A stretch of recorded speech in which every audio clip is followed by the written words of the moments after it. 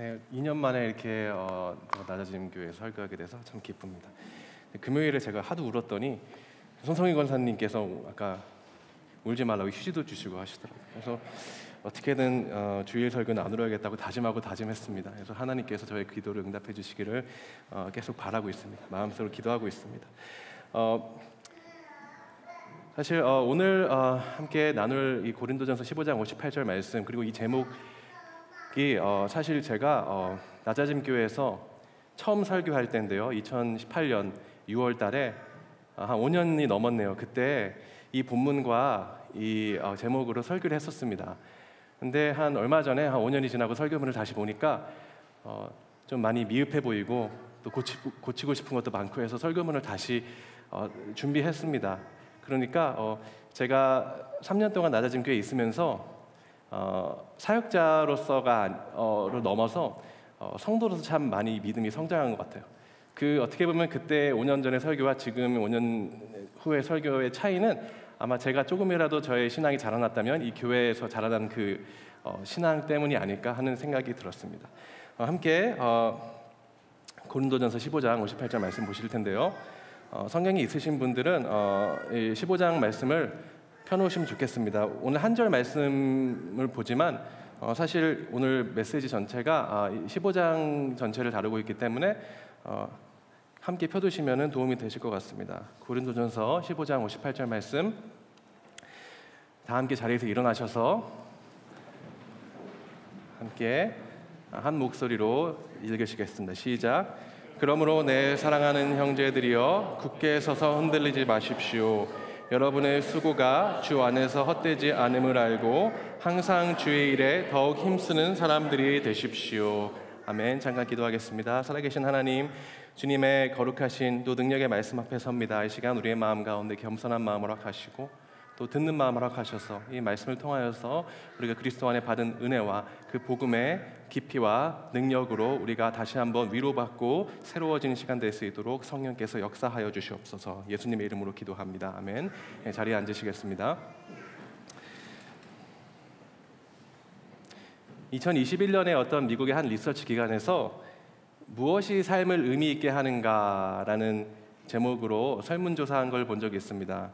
한국을 포함해서 전 세계 그 17개 선진국의 그 성인 약 한 19,000명을 대상으로 어떤 이런 리서치를 했는데요.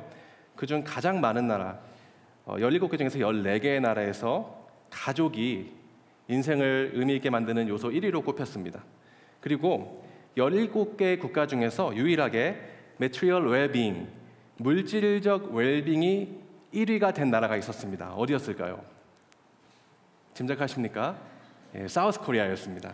한국이었습니다. 이 설문조사에 따르면 한국에서는 건강보다도 가족보다도 이 물질적 웰빙, 꼭 벼락부자가 된다는 것보다는 가난에 쪼들리지 않고 물질적으로 여유롭게 넉넉하게 경제적으로 안정적으로 사는 것이 삶에 더 중요한 의미가 있다고 생각하는 사람들이 많았다는 것입니다. 또 한편으로 전 세계 많은 사람들이 그 삶을 의미 있게 만드는 요소로 가족과 더불어서 일, 직업 이런 것을 꼽았는데요. 대부분 국가에서 일과 직업이 3위 안에 들었습니다. 이탈리아 같은 경우에는 가장 많은 응답자, 43%의 응답자가 일과 직업을 인생에 가장 큰 의미를 주는 것으로 뽑았는데요. 반면에 17개 나라 중에서 가장 적게 응답자의 6%만이 일과 직업을 언급한 나라가 있었습니다. 어디였을까요? 예, 역시 한국이었습니다. 참 이상하고 재미있는 결과입니다. 보통 경제적인 수입이 일을 통해서 오잖아요.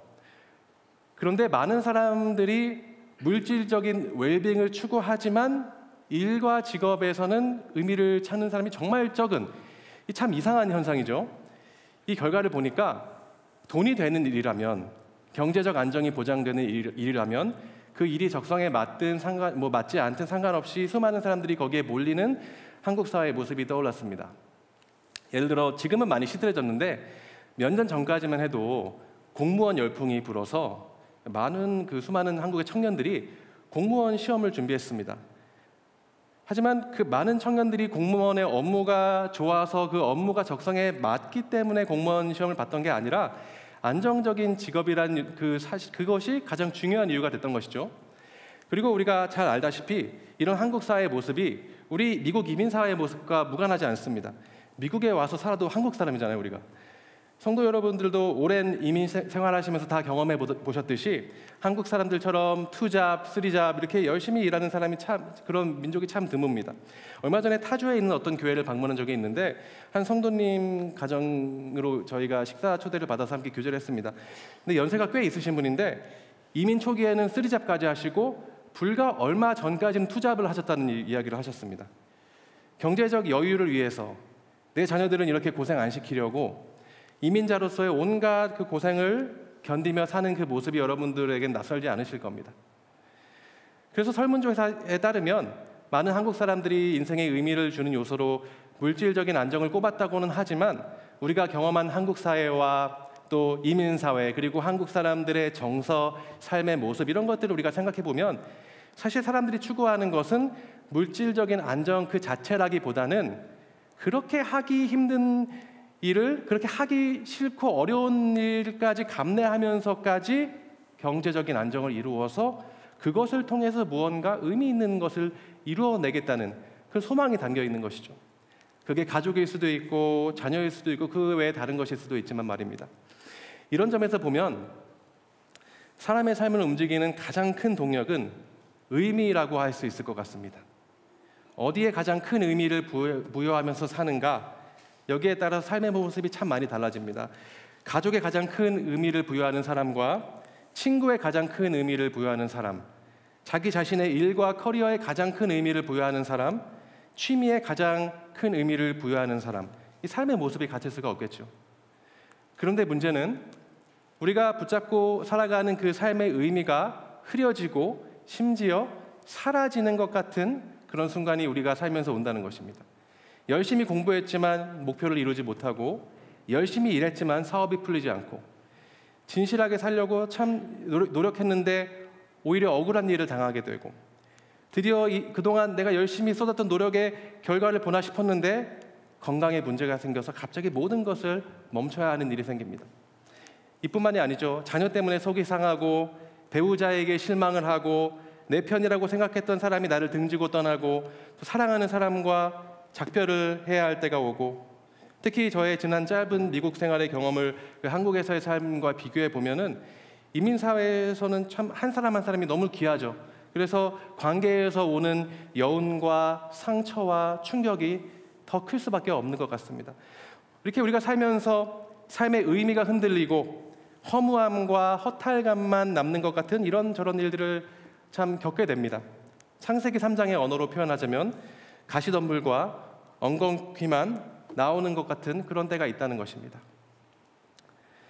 다시 말해서 사람은 의미를 추구하면서 살아가는 존재이기 때문에 무엇을 하든지 이것이 무슨 의미가 있나라는 질문을 끊임없이 던지며 살아가는 존재인데 이 질문에 답을 하지 못하는 일이 생긴다는 것입니다. 지금까지 많은 것을 포기하고 희생하고 매달렸던 그 일에서 그 관계에서 아무런 의미를 찾지 못하고 결국 그동안의 수고가 의미가 전혀 없었다는 결론이 나는 것 같은 그런 순간이 우리 삶에 찾아오다는 것입니다. 우리가 여기서 던질 수 있는 질문은 그리스도인은 이 문제에 있어서 뭐가 다를 게 없을까 하는 것입니다. 우리가 받은 이 복음이 삶의 의미가 흐려지고 사라지는 것 같은 이 삶의 문제에 어떤 답을 줄 수 있을 것인가? 우리가 받은 이 복음이 허무하고 허탈한 이 현실에 어떤 답을, 어떤 말을 할 말이 있을 것인가 하는 질문입니다. 이 질문을 우리가 고민할 때 가장 쉽게 먼저 떠오르는 생각은 우리는 천국 가잖아 하는 것입니다.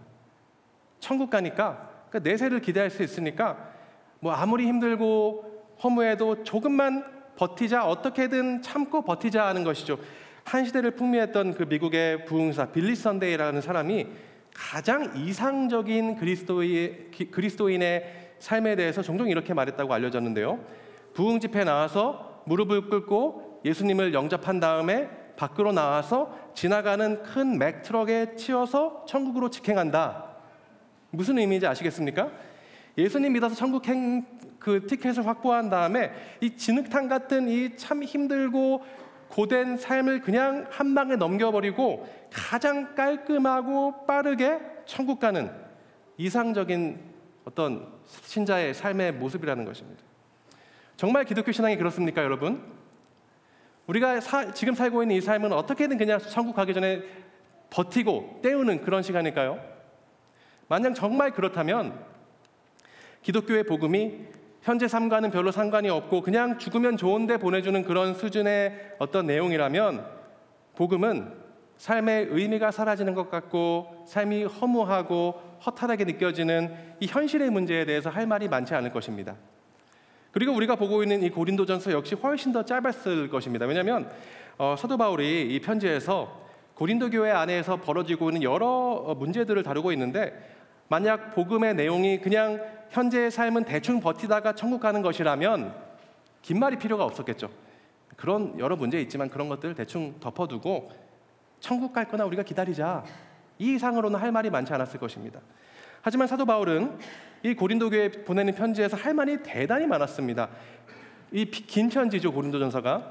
신약 성경에서 가장 긴 서신서가 로마서인데 고린도전서는 거의 로마서만큼이나 깁니다. 복음이 그렇지 않다는 것입니다. 그렇게 단순하지가 않다는 것입니다. 죽으면 좋은 데에 가면 끝나는 그런 정도로 심플하지가 않다는 것입니다. 그렇다면 복음이 무엇인가 했을 때 우리가 보고 있는 고린도전서 15장의 내용이 참 중요합니다. 왜냐하면요, 1절을 보면요, 바울이 이렇게 말했습니다. 형제들이여, 이제 내가 여러분에게 전한 복음을 되새겨 드리려고 합니다. 이제 복음에 대해서 말하겠다고 합니다.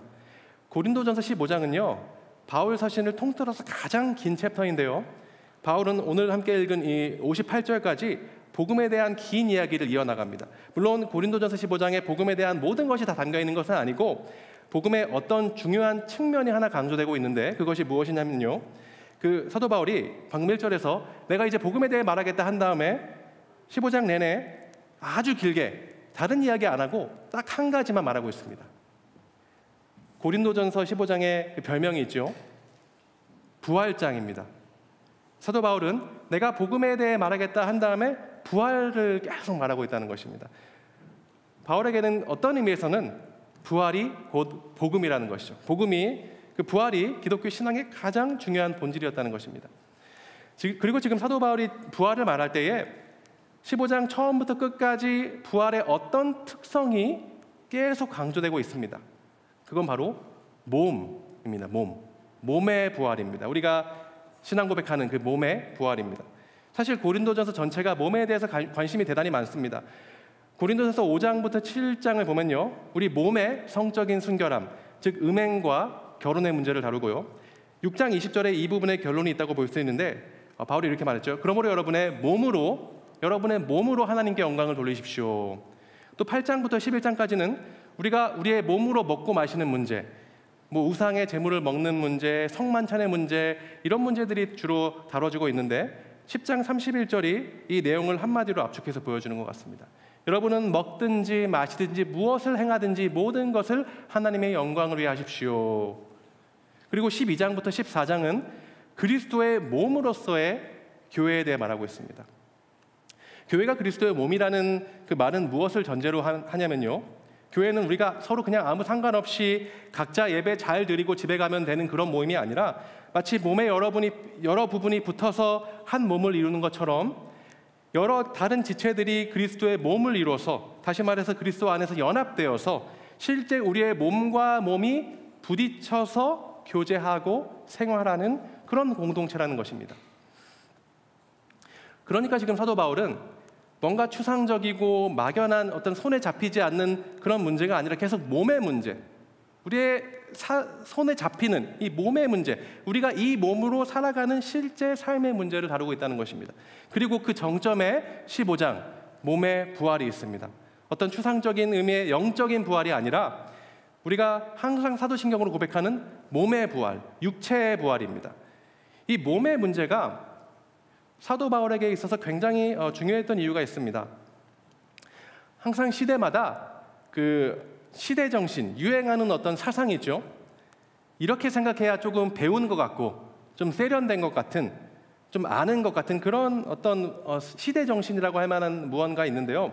그 당시 고린도 지역에서는요, 그 당시 헬라 철학의 영향 때문인데 몸은 영혼을 가두는 감옥이고, 즉 몸은 천한 것이고 몸과 대비되는 영혼은 중요하고 가치가 있다고 보는 그런 사상이 있었습니다.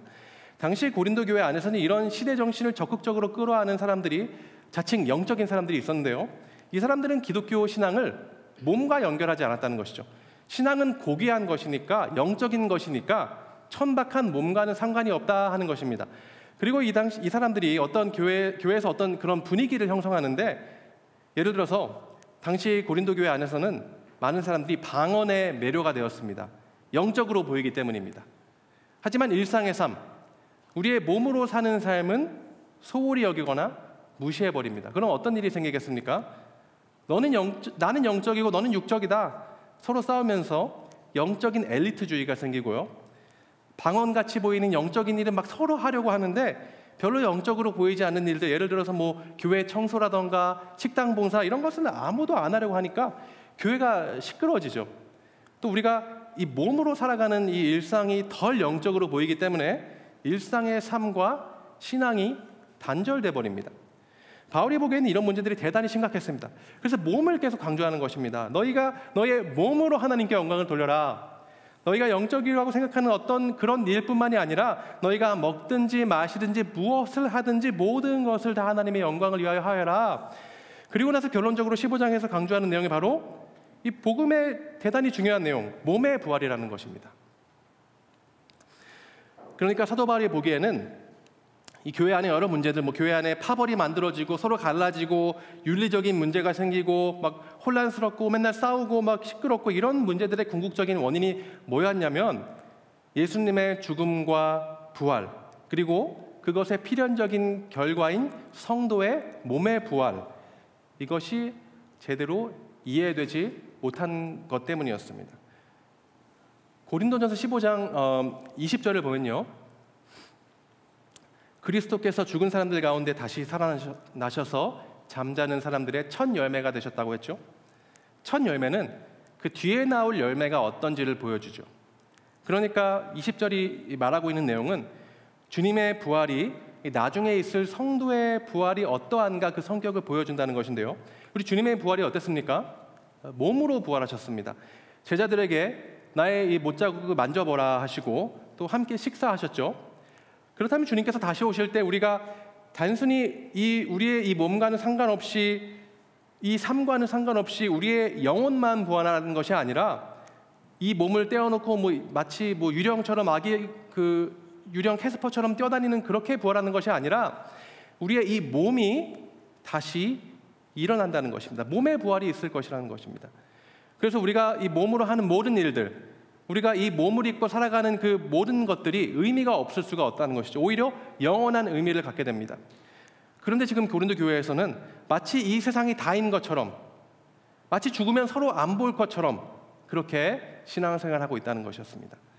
복음이 말하는 몸의 부활을 제대로 이해하지 못했기 때문입니다. 사실 우리의 이 몸이 부활한다는 이 가르침이 좀 어색하긴 합니다. 우리 몸을 보면요, 참 날이 갈수록 쇠약해지고 쉽게 피곤해지고, 시카고에서 3일 동안 운전을 오니까 막 몸이 너무나 피곤하더라고요. 너무 피곤하고 자고 싶고, 또 자꾸 아프고 다치고, 뭐 애들 마감 맨날 다쳐오는지 막 부러져 오고 그러지 않습니까? 아들들 이렇게 어떻게 연약한 몸이 맨날 다치고 이제 그렇게 유리 같은 이 몸이 다시 일어난다는 것, 이 몸으로 영혼을 살아간다는 것, 이 개념이 참 미스테리입니다. 더군다나 앞서 말씀드렸던 것처럼 이 고린도 교회에서는 안 그래도 그 몸을 부정적으로 보는 분위기가 참 있었는데, 사도 바울이 죽은 자들의 부활이라고 할 때 이 말은 문자적으로요, 시체들의 일어남입니다. 시체들이 일어난다. 어떤 생각이 드십니까? 이 좀비 아닙니까? 엄청 그 당시 사람들에게 얼마나 이것이 끔찍하게 들렸겠습니까? 물론 몸의 부활이 우리의 그 시체가 그대로 일어난다는 의미는 아닙니다. 그러면 참 곤란하죠. 예를 들어서 보통 우리가 나이가 들어서 연약해지고 병도 생기고 시름시름 앓다가 죽게 될 텐데, 그런 시름시름 연약한 몸 그대로 일어난다면 우리는 이 부활을 신자의 소망이라고 할 수 없을 것입니다. 또 어떤 사람들은 사고를 당해서 몸의 일부분을 잃게 되기도 하고, 또 어떤 사람들은 불편한 장애를 갖고 태어나기도 하는데, 그런 몸이 그대로 일어난다면 어떻게 우리가 이런 부활을 소망이라고 할 수 있겠습니까? 사도 바울은 몸의 부활이 소망이 되는 이유를 아주 기가 막힌 비유로 설명합니다. 42절을 보면요, 죽은 사람들의 부활도 이와 같습니다. 썩을 몸으로 묻히지만 썩지 않을 것으로 살아납니다. 바울은 몸의 부활을 씨앗에서 나오는 생명, 이 우리에게 참 익숙한 그림이죠. 이것으로 이 몸의 부활의 개념을 설명합니다. 씨앗은요, 참 보잘것이 없습니다. 하지만 그 씨앗에서 나오는 생명은 다릅니다. 씨앗과 그 씨앗에서 나오는 것은 겉보기에는 전혀 다르지만 서로 떼어놓을 수가 없는 연속성이 있죠. 예를 들어서 제가 마트에 가서 해바라기 씨를 하나 산다고 생각해 보면요, 당연히 그 포장 봉지에는 그 예쁘게 활짝 핀 해바라기 그 꽃 사진이 있겠죠. 하지만 그 봉지 안에 그 만개한 해바라기 꽃이 들어있지 않기 때문에 제가 속았다라고 생각하지 않는다는 것입니다. 그럼 제가 이상한 사람이겠죠. 오히려 포장지에 나는 정직한 사람이라 사람들을 속이지 않기 위해 꽃 그림을 넣지 않고 씨앗 사진을 넣겠다 하면은 이거는 참 더 큰일이 납니다. 무슨 씨가 무슨 씨인지 모르겠죠, 우리가. 이렇게 해바라기 꽃과 그 씨는 너무나 달라 보입니다. 이 만개한 꽃, 씨앗에 비해서 너무나 훨씬 더 비교할 수 없을 만큼 아름답죠. 하지만 둘을 떼어놓을 수가 없다는 것입니다. 우리의 몸의 부활이 그렇습니다. 부활의 몸은 지금 우리의 연약하고 초라한 몸과는 비교할 수 없을 정도로 영광스러울 것입니다. 너무나 다르게 보일 것입니다. 하지만 이 부활의 몸이 지금 이 몸과 전혀 상관없는 몸이 아니라는 것이죠. 예수님께서 부활하셔서 그 제자들 앞에 나타나셨을 때 제자들이 그 부활한 예수님을 보고 누구십니까? 라고 하지 않고 자기들이 따랐던 바로 그 예수님으로 정확하게 알아봤다는 것이죠. 우리의 몸과 부활할 몸 사이에는 떼어놓을 수 없는 연속성이 있다는 것입니다. 마찬가지로 우리가 지금 이 몸을 입고 살아간 이 삶, 그리고 부활할 몸으로 살아갈 영원한 삶, 다 이해할 수는 없지만 연결된다는 것입니다. 부인할 수 없는 연속성이 있다는 것입니다. 여기서 나와 영원한 나가 다른 것이 아니고 같은 동일한 내 자신이라는 것이죠. 사도 바울이 이렇게 내가 복음에 대해 말하겠다 한 다음에 몸의 부활에 대해 말했습니다. 이 몸의 부활, 이 개념을 잘 생각해 보면요, 여기에 복음의 범위가 다 들어 있습니다. 복음은 현재만 관련된 게 아닙니다. 반대로 영원에 대한 것만 다루는 것도 아닙니다. 우리의 이 몸이 부활해서 영원히 사는 것이기 때문에 복음은 현재와 영원을 다 아우릅니다. 복음 안에서는 현재와 영원이 연속적인 것이 된다는 것입니다. 이 복음의 범위, 현재와 영원을 다 아우르는 이 범위를 생각해 보면 복음이 우리에게 주는 경고와 위로가 있습니다. 우리가 이 몸으로 살아가는 이 일상의 삶에서 잠깐인데 뭐 다들 이렇게 하는데 뭐 아무도 모르게 넘어가면 괜찮겠지, 이런 태도로 하는 모든 일들이 다 영원한 의미를 가진다면 어떨까요? 복음이 우리 삶에 주는 경고입니다. 반대로 우리가 누군가를 정성껏 섬기고 열심히 선한 일을 했는데 아무런 결과도 없는 것 같고 아무런 보상도 없는 것 같고 내가 열심히 밥 차려주는데 그냥 먹튀하고, 그래서 아무것도 남지 않는 것 같아서 참 허무하고 허탈감이 느껴지는 그때에 실제로는 그 모든 수고와 노력이 그냥 헛된 것으로 사라져버린 것이 아니라 어떤 형태로든 영원한 의미를 갖게 된다면 어떨까요? 복음이 우리 삶에 주는 큰 위로입니다. 자, 그렇다면 우리가 지금 영원한 의미에 대해 말했습니다. 복음이 알려준 우리의 삶이 만들어내는 우리가 하는 모든 일이 갖는 어떤 영원한 의미, 어떤 의미가 있을까요? 이제 오늘 본문 마지막 절, 고린도전서 15장의 마지막 절 58절로 돌아옵시다. 58절은 15장의 결론입니다. 그런데 학자들은 이 15장을 고린도전서의 클라이맥스로 봅니다. 많이 봅니다. 그렇다면 오늘 우리가 본 이 15장 58절 말씀은 어떤 의미에서는 고린도전서 전체의 결론이라고 생각할 수도 있을 것입니다. 오늘 본문 15장 58절을 한번 다 함께 한 목소리로 읽어보겠습니다. 시작.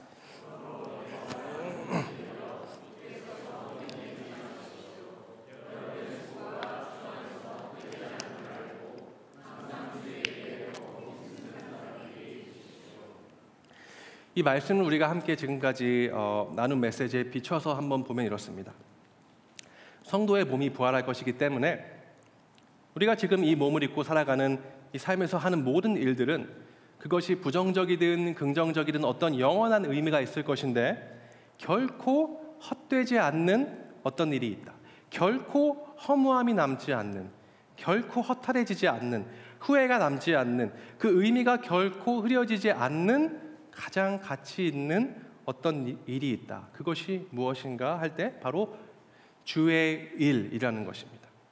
우리가 주의 일에 힘쓰는 그 수고가 주님 안에서 결코 헛되지 않을 것이기 때문에 흔들리지 말고 항상 주의 일에 더욱 힘쓰는 사람들이 되십시오라는 것이 바울의 결론입니다.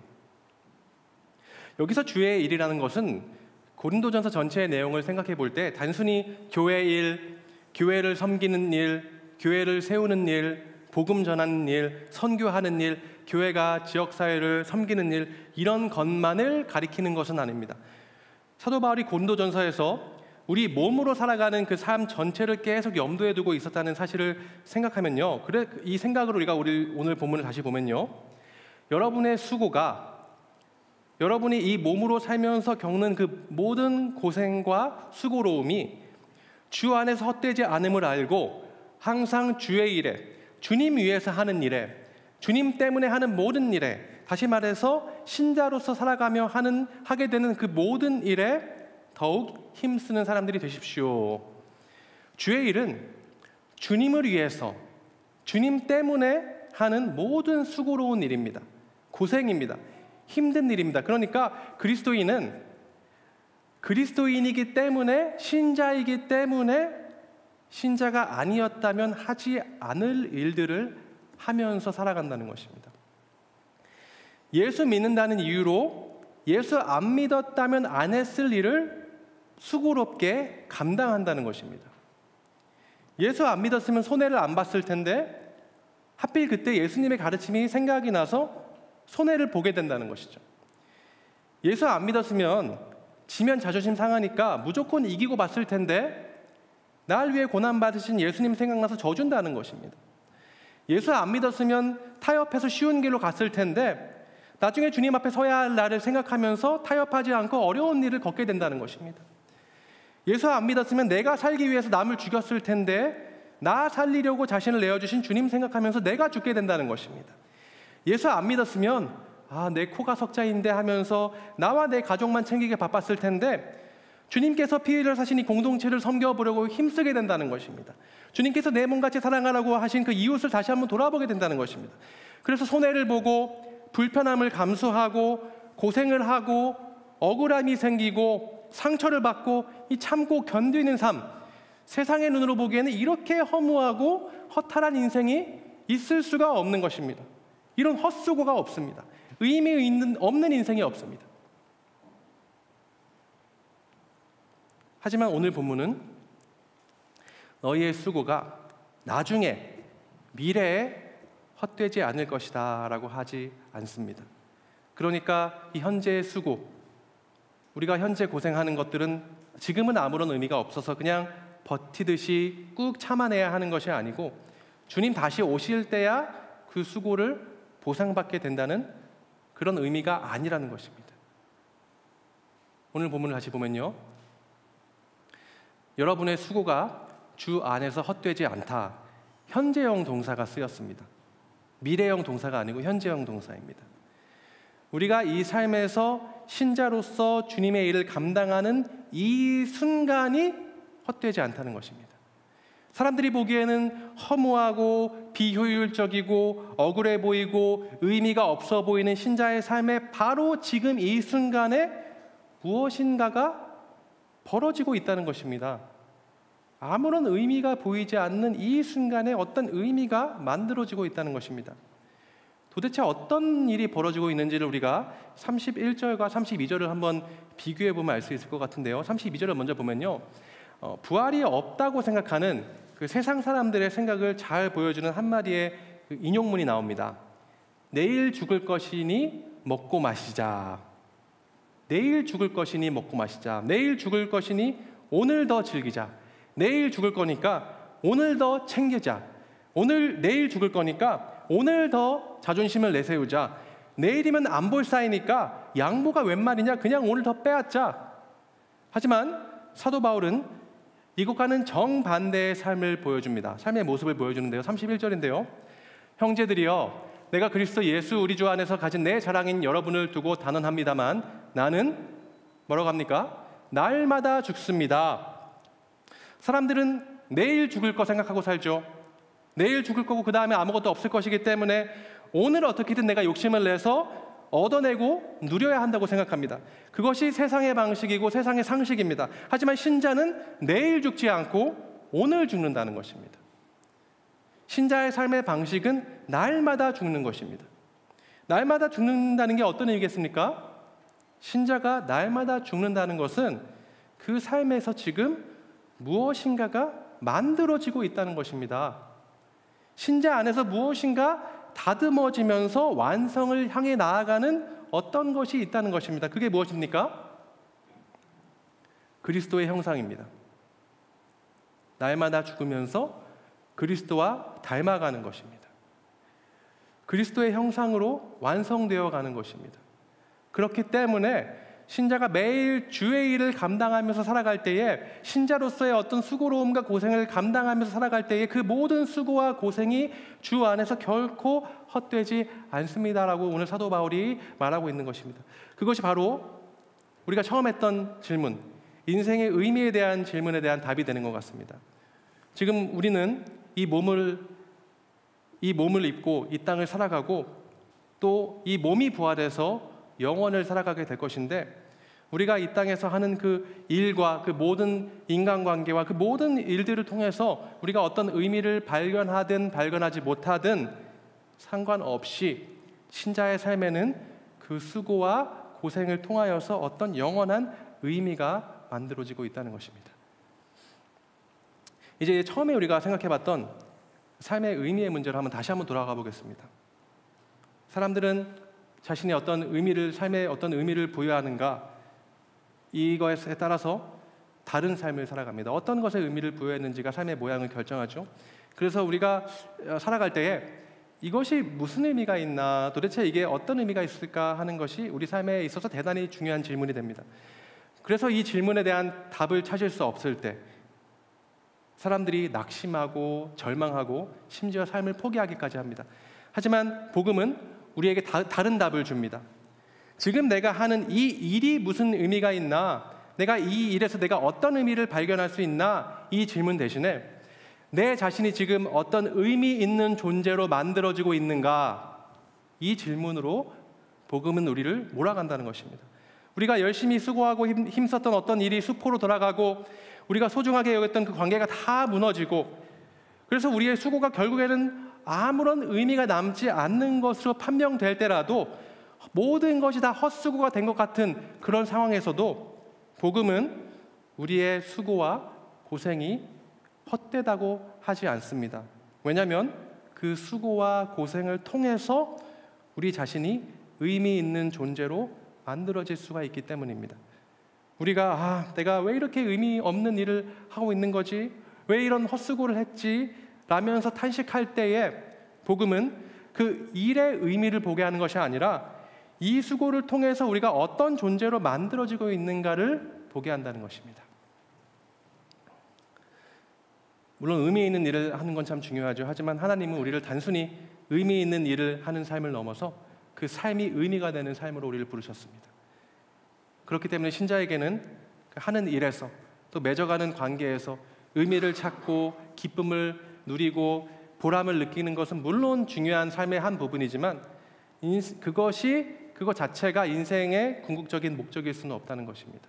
왜냐하면 하나님은 우리를 그 이상의 삶으로 부르셨기 때문입니다. 삶에서 어떤 의미를 찾는, 의미를 발견하기 위해서 분투하는 그런 삶을 넘어서 그 삶 자체가 영원한 의미가 되는 삶으로 우리를 부르셨기 때문입니다. 그래서 복음은 우리를 어떻게 우리 자신이 하나님 앞에서 영원히 만들어지고 있는가, 이 질문 앞으로 우리를 끊임없이 데려옵니다. 성도님들의 모든 그런 삶의 수고와 고생과 고민과 또 신앙의 고민에 대한 그런 답을 이 질문에서 찾으시는 복된 인생들이 다 되시기를 주님의 이름으로 간절히 소망합니다. 제가 예전에 낮아진 교회에 3년 동안 있으면서 성도님들이 얼마나 그 주의 일을 잘 감당하셨는지 제가 조금은 경험을 했습니다. 참 겸손하게 교회를 섬기시고 공동체를 위해 헌신하시고 새로운 가정이 오면 가족처럼 챙겨주시고, 저희도 얼마나 처음 교회 왔을 때 얼마나 큰 환영을 받았는지 기억납니다.